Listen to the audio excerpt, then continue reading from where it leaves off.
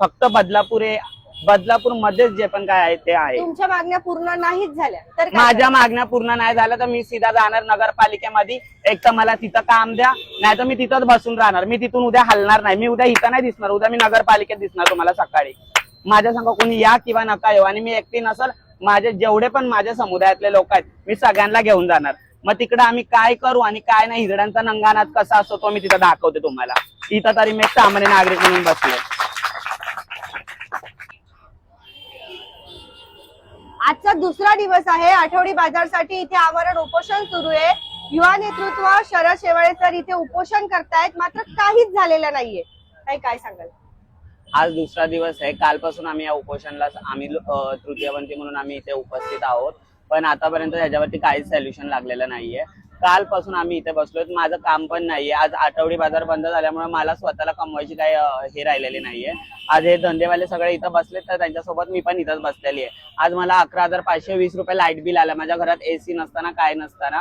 तो बिल मी कुठून भरू? नगराध्यक्ष देणार आहेत का मला तो बिल भरायला पैसे? जर आज 12 पर्यंत ह्या गोष्टीचा जर आज रात्री 12 पर्यंत काही निकाल लागला नाही, तर उद्या मी सकाळी 10-11 वाजता मी स्वतः नगरपालिकेमध्ये जाईल आणि मी तिथं तमाशा करीन। मग मला कोणी बोलायचं, मी कोणाचंच ऐकणार नाही, काय नाही। माझं लाईट बिल आहे, सगळ्या गोष्टी आहेत, मला माझं घर आहे, मला भाडं द्यायचं असतं, मला माझी फॅमिली आहे, मी त्यांना देऊ कुठून?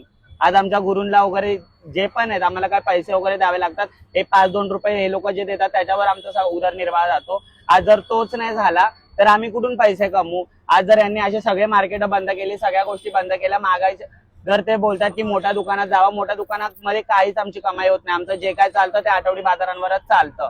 आज मी अंबरनाथ पासून कर्जत पर्यंत सगळे बाजार करते, सगळे बाजार चालू आहेत। फक्त बदलापूरमध्येच हे जे कारण सांगितले चोऱ्या होतात किंवा काय होतं, हे फक्त बदलापूरमध्येच होतं का? जेवढे सार्वजनिक ठिकाण आहेत प्रत्येक ठिकाणी चोरी होती, असं नाही की बदलापूरमध्येच होती। मग सगळे ठिकाणं तुम्ही बंद केलेत का? आज कर्जतचा बाजार चालतो, नेरळचा चालतो, अंबरनाथचा चालतो, सगळीकडे चालतो, मग बदलापूरमध्येच बंदी का आली पाहिजे? एवढे दिवस तर नाही आली, हे वर्षभर झालं हे सगळे चालू आहे नाटक।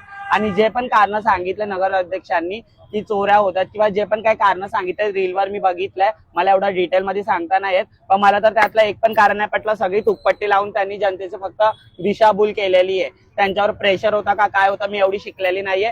जर हे आठवडी बाजाराचा जो एक मुद्दा आहे तो झाला, बघायला गेलं तर मला पण काय मागून हे नाहीये।